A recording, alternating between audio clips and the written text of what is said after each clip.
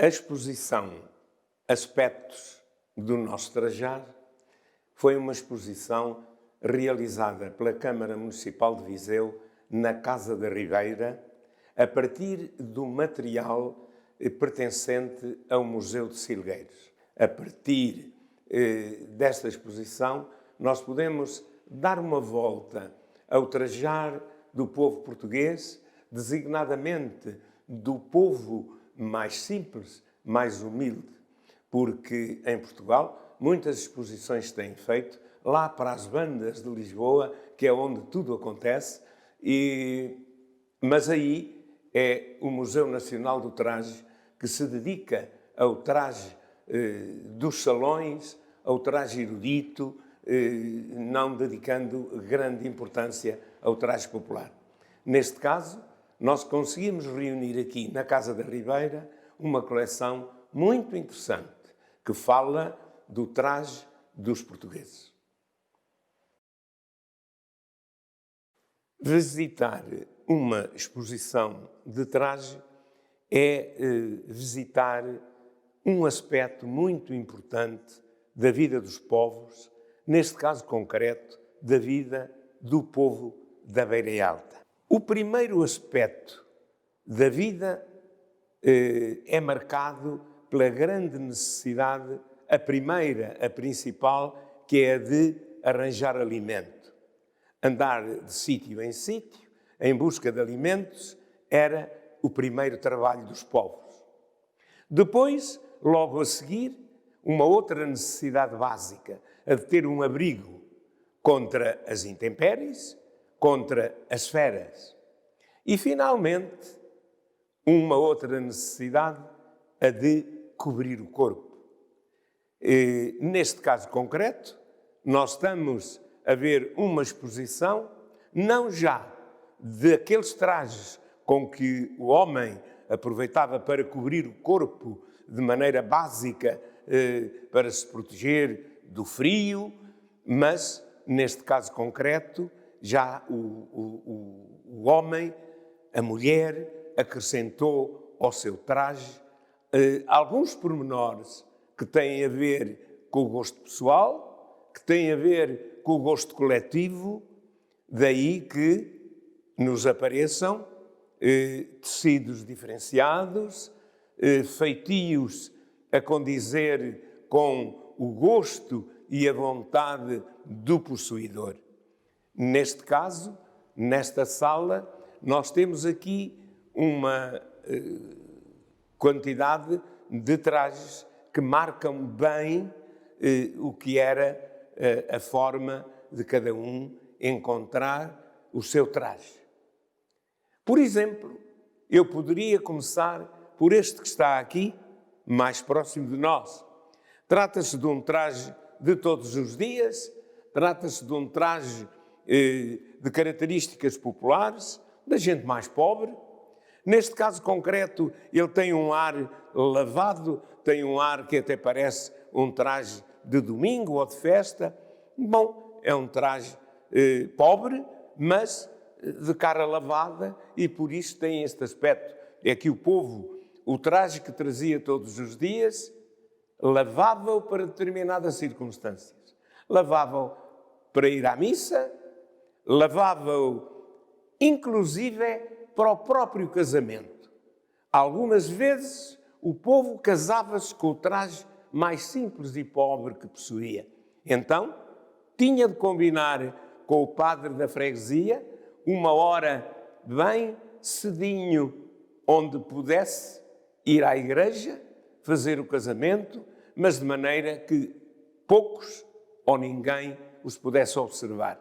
É que para trajes assim, velhinhos, pobrezinhos, era preciso salvaguardar as aparências e esconder um pouco da população que rodeava o casal que se ia casar.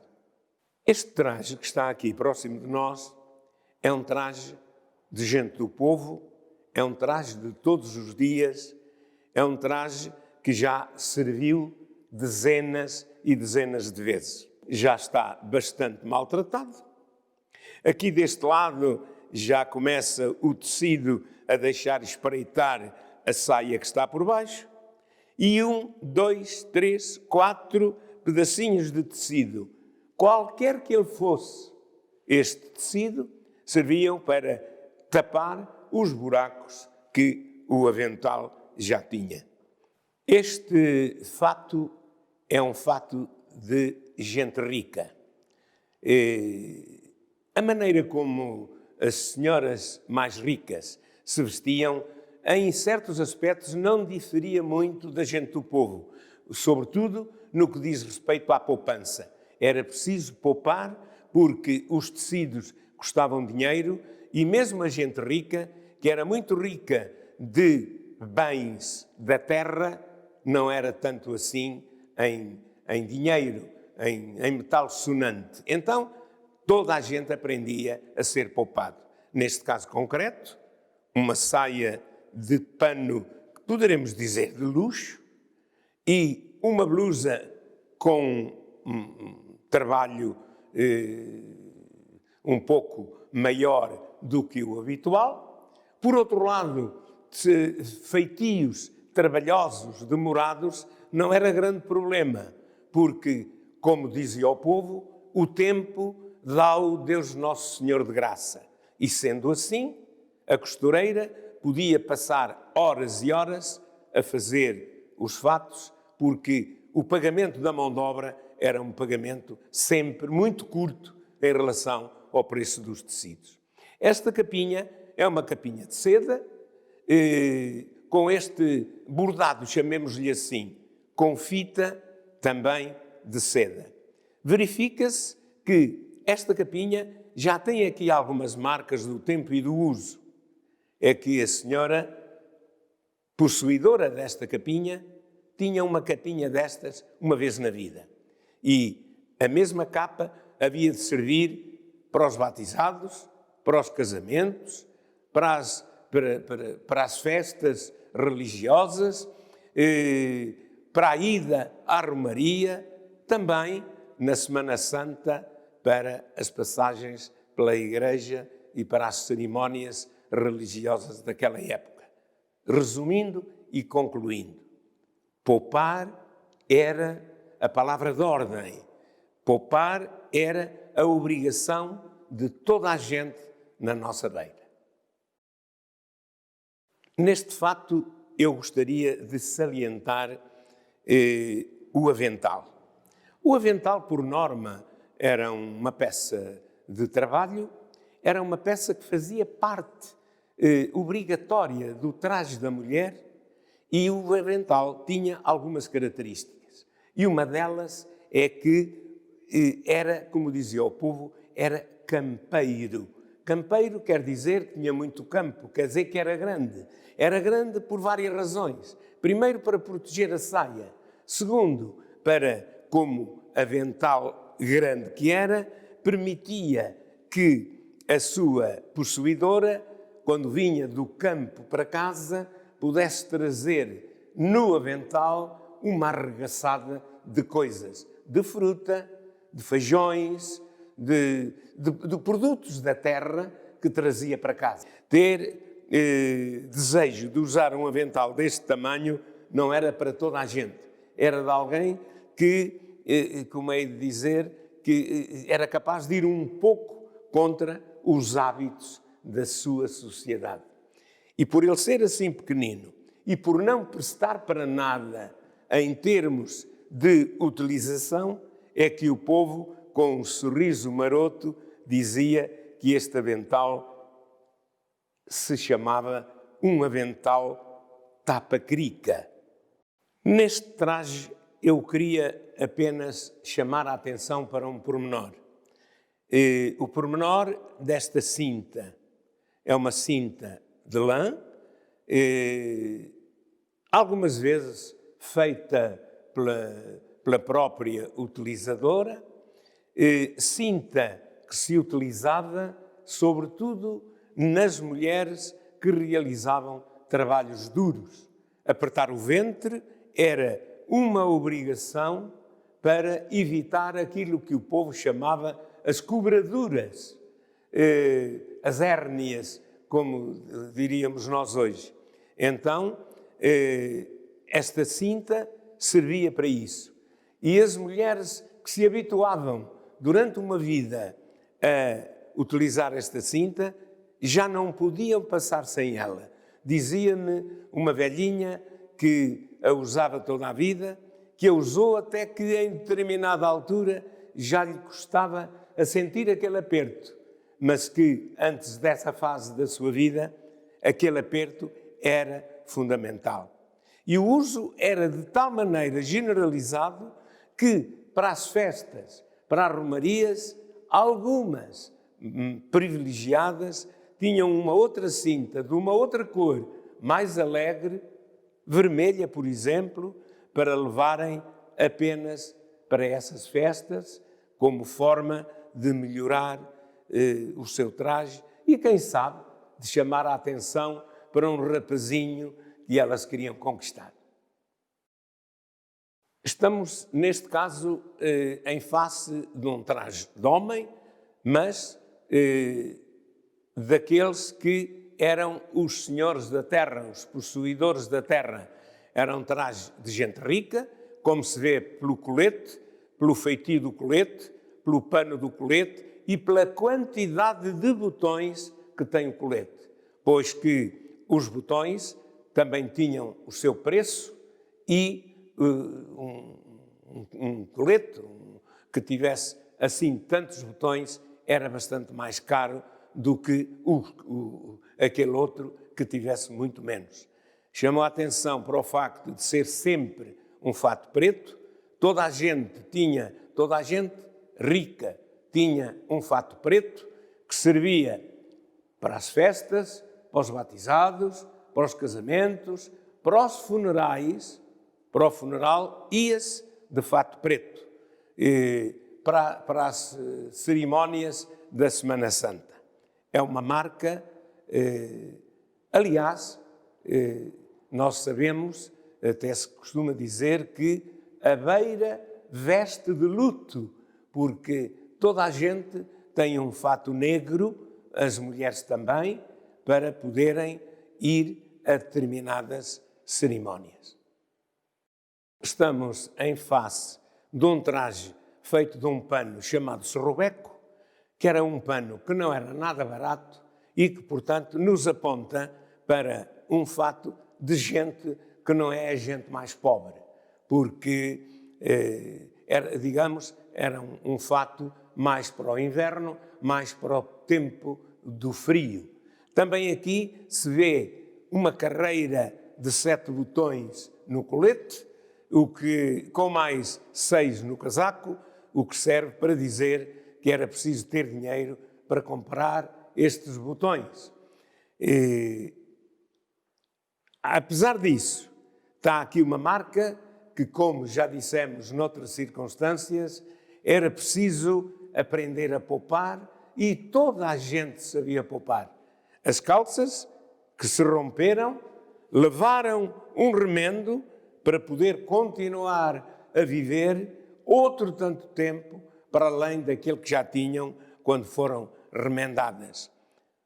O povo da Beira Alta era um povo bastante económico que poupava tanto quanto podia. E mais, estava marcado na roupa, como estava marcado em todos os objetos da vida cotidiana. Guarda o que não presta e terás o que te é preciso. Ou seja, era preciso ser poupado guardando tudo, até pedacinhos de pano que já não prestavam para nada, porque mais tarde viriam a ser necessários para o remendo das calças, para os remendos das saias, para os remendos dos aventais. Nesta sala apresentamos uma relativamente grande quantidade de capas, capinhas, capoteiras, que eram peças de grande cerimónia. Já se vê da gente mais abastada, que o povo não sabia o que isto era. Não sabia nem vestiria, mesmo que lhe dessem estas peças, com uma expressão sábia que o povo dizia sem que ninguém precisasse de lhe ensinar. Isto era a expressão popular, isto para mim não é dado. Não é dado, isto é, não é devido. Ninguém era capaz de vestir estas peças, a não ser as senhoras para quem elas tinham sido feitas, as senhoras mais ricas. Chamou a atenção para o facto de a cor escura ser a cor que aqui está em maior quantidade. As cores mais claras pertenceriam a jovens que pela sua idade, aceitavam cores mais distantes do negro. O negro era sempre bem-vindo, porque tanto dava para as festas, como para as cerimónias religiosas, como para os funerais. O preto dava para tudo. Toda a gente tinha ou gostava de ter uma vestimenta negra. Por isso, como eu já disse, a beira veste de luto, veste de negro. Aqui, neste painel, temos os lenços. O povo português nunca usou lenço de 4 pontas. O lenço de 4 pontas era um luxo, de tal sorte que usava sim o lenço de 5 pontas, ou seja, a mão. Assoava-se à mão, assim,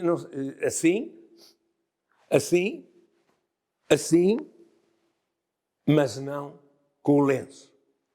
O lenço aparece-nos aqui um lenço de namorados, em que a namorada bordou num lencinho em que ela própria também bordou aqui em toda a volta esta abertura, bordou a palavra amor, que ofereceu ao seu namorado.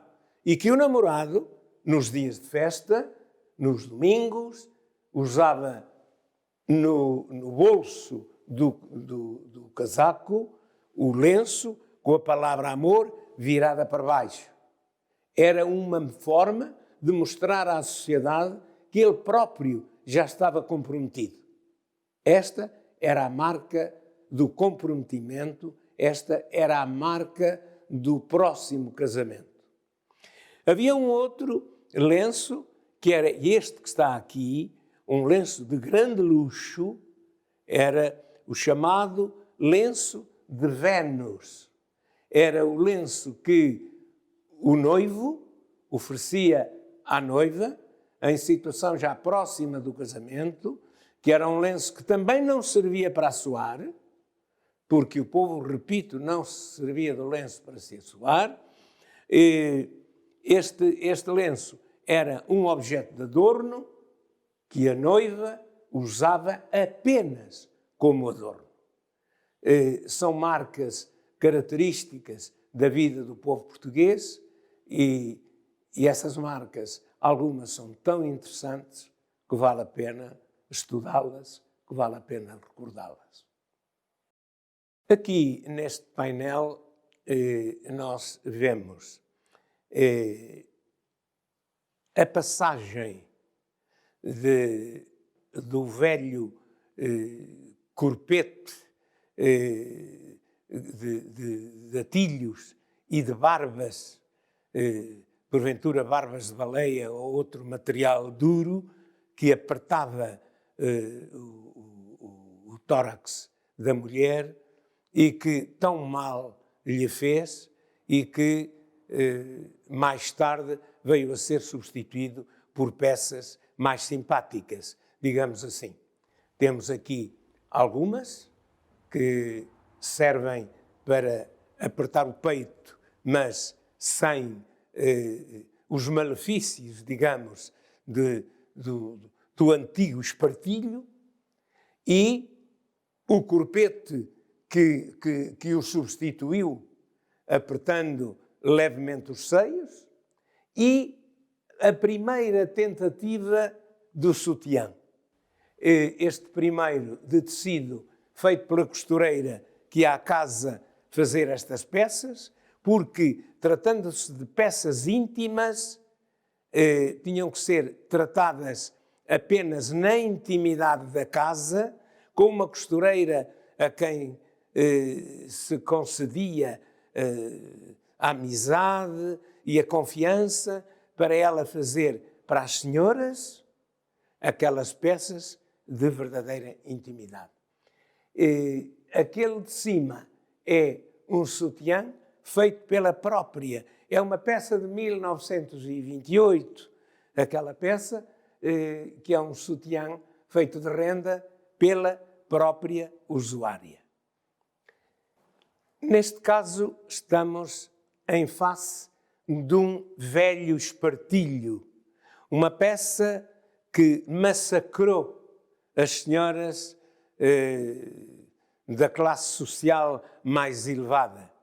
É que as senhoras não eram sequer independentes para se vestirem e se despirem.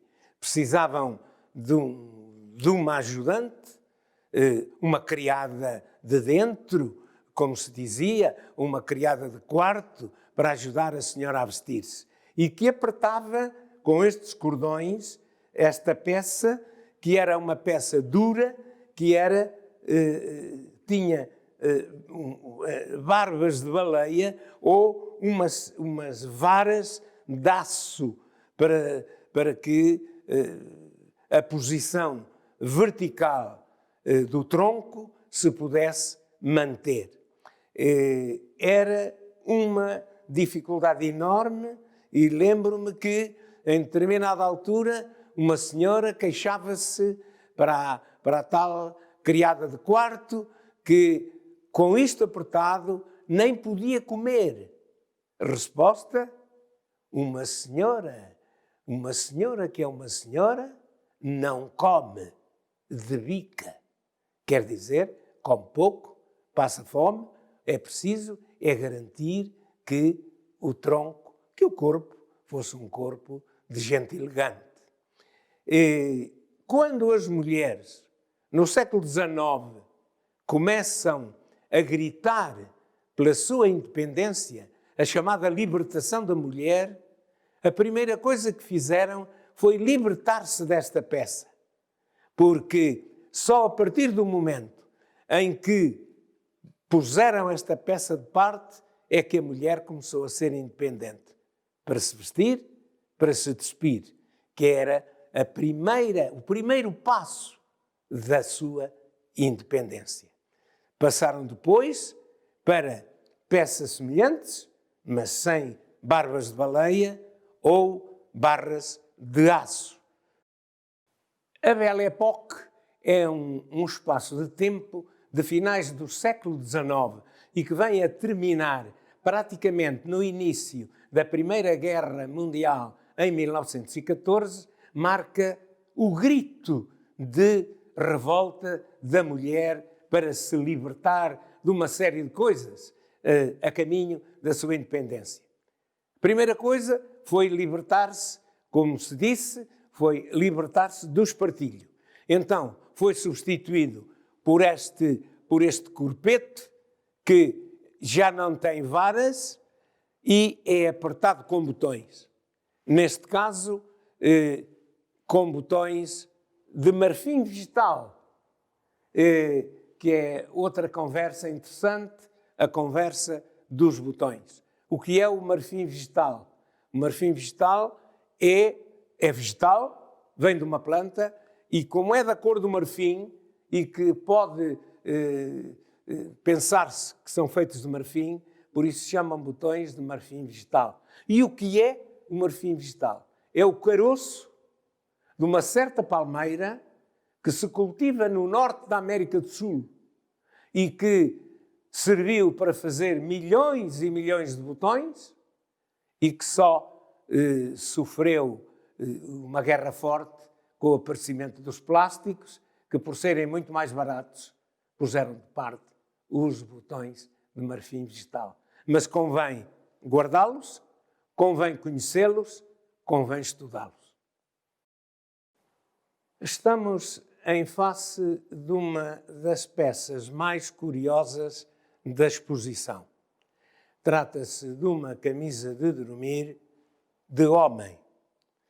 É preciso dizer que no passado, estou a falar dos finais do século XIX, aquilo que o homem mais gostava de encontrar na mulher, incluindo na sua esposa, era o pudor. Porque à mulher de César não basta ser séria, é preciso que o pareça. Também as esposas tinham que, face aos seus maridos, tinham também que ter comportamentos de senhora exemplar. Assim, havia senhoras que, depois de 30, 40 anos de casadas, e uma delas me dizia para mim: o meu marido nunca me viu o corpo. E eu perguntava: e vocês tiveram filhos? Eu tive 4. Todavia, o meu marido, dizia a senhora, nunca me viu o corpo. Esta camisa de dormir de homem marca exatamente como é que as coisas funcionavam. O marido tinha esta camisa de dormir, que à frente tinha um buraco, porque era necessário que o tivesse quando era a hora da prática do ato gerador de vidas. A senhora levava no seu enxoval um lençol que também tinha um buraco, mais ou menos no mesmo sítio. Ela colocava-se debaixo do buraco, debaixo do lençol, acertava o buraco. O marido só tinha que ter o trabalho de acertar buraco com buraco. E era esta peça, com o lençol que a senhora levava no seu enxoval, que fazia o conjunto indispensável, como disse, para o ato gerador de vidas, escondendo um e outro o seu corpo do companheiro. O chale, o lenço e o avental são como que uma tripeça aonde assentava o traje do povo português. O chale, consoante a sua categoria, digamos assim, consoante o seu preço, marcava a diferença social, económica da pessoa que o usava. Tanto podia ser um agasalho, se era mais grosso, se era mais forte, como podia ser uma marca de maior dignidade, de maior riqueza. O chale, além do mais, era também o tapa-misérias, como dizia o povo. Posto por cima, escondia tudo quanto eram as pobrezas e deixava um ar limpo, um ar lavado da pessoa que o usava. O lenço, e também havia lenços que variavam de acordo com as posses da utilizadora, havia lenços de lã, havia lenços de seda, havia lenços de algodão, que serviam para pessoas diferenciadas, mas que também serviam na mesma pessoa para momentos também eles diferentes. Por exemplo, para o casamento, se possível, lenço de seda. Para o casamento, lenço de lã. Para o trabalho, lenço de algodão. A não ser para o tal casamento feito de madrugada, em que o lenço de algodão servia também para o casamento, um casamento escondido. O avental era a terceira peça que ajudava a compor a vestimenta. E o avental era quase sempre um avental amplo, às vezes um avental de pano mais fino, com algumas rendas, de acordo com as posses da utilizadora. Mas estas 3 peças, chale, lenço e avental, andam sempre juntas e marcam um aspecto importante da vida do povo português. Estudar o traje do povo português é estudar, é conhecer melhor esse mesmo povo. É conhecer os aspectos sociais, os aspectos económicos e os aspectos culturais do povo português. Em finais do século XIX, princípios do século XX, em Portugal vivia-se com muitas dificuldades. E o povo, habituado a resolver por si todas as suas dificuldades, habituou-se a comportamentos que marcaram a sua personalidade. Assim, no traje, foi sempre obrigação poupar, poupar, poupar. Remenda o teu pano e ele dura-te todo o ano. Torna a remendar e ele torna-te a durar. E foi segundo esta filosofia que o povo cuidou da sua forma de trajar. Nós sabemos como o povo português sofreu nesse tempo e como o povo, o seu engenho e com a sua capacidade de resolver na sua comunidade todos os seus problemas, por mais complexos, foi capaz de ter uma vida adequada às circunstâncias. Por isso, estudar o traje é estudar o povo, é conhecer o povo nos seus aspectos económicos, sociais e culturais.